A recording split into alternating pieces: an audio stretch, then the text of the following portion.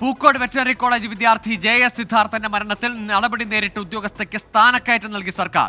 ആഭ്യന്തര വകുപ്പിലെ section officer VK ബിന്ദുവിനാണ് under സെക്രട്ടറിയായി സ്ഥാനക്കയറ്റം നൽകിയത്.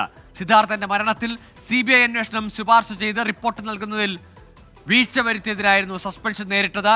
MG പ്രതീഷ് ചേരുന്നു വിശദാംശങ്ങളുമായി. പ്രതീഷ്, ഈ കേസുമായി ബന്ധപ്പെട്ട് ആദ്യഘട്ടം മുതൽ ഭരണപക്ഷം വലിയ വിമർശനങ്ങൾ ഏറ്റുവാങ്ങിയതാണ്. അവസാനം പ്രൊഫോമ റിപ്പോർട്ട് നൽകുന്നതിലടക്കം അതിൽ കാലതാമസം വരുത്തിയതിന് സർക്കാർ ഏറെ പഴികേട്ടതുമാണ്. അന്നെടുത്ത നടപടിയിൽ അതിവേഗം ഇപ്പോൾ അവർക്കൊരു സ്ഥാനക്കയറ്റം നൽകുന്നതിലൂടെ സർക്കാർ നൽകുന്ന സന്ദേശം എന്താണ്?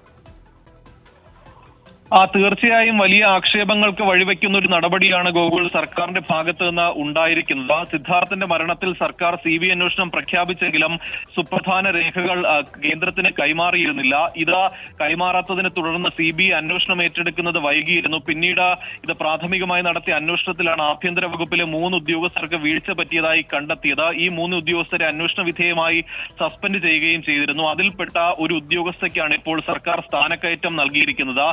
ആഭ്യന്തര വകുപ്പിലെ സെക്ഷൻ ഓഫീസർ ആയിരുന്ന VK ബിന്ദുവിനെ ഇപ്പോൾ അണ്ടർ സെക്രട്ടറിയായി സർക്കാർ സ്ഥാനക്കയറ്റം നൽകിയിട്ടുണ്ട്. മത്സ്യബന്ധന തുറമുഖ വകുപ്പിലേക്കാണ് ബിന്ദുവിന് സ്ഥാനക്കയറ്റം നൽകി നിയമിച്ചിരിക്കുന്നത്. കഴിഞ്ഞ ആഴ്ചയാണ് സസ്പെൻഷൻ പിൻവലിച്ച ഈ 3 ഉദ്യോഗസ്ഥരെയും ആഭ്യന്തര വകുപ്പിലേക്ക് തിരിച്ചെടുത്തത്. അതിന് പിന്നാലെയാണ് ഇപ്പോൾ ഉദ്യോഗസ്ഥയ്ക്ക് സ്ഥാനക്കയറ്റവും നൽകിയിരിക്കുന്നത്. സർക്കാരിന്റെ ഈ നടപടി സ്വാഭാവികമായും ഇനി സിദ്ധാർത്ഥന്റെ കുടുംബം ഒപ്പം പ്രതിപക്ഷമടക്കം വലിയ ആയുധമാക്കാനുള്ള ഒരു സാധ്യതയാണ് മുന്നിൽ കാണുന്നത്.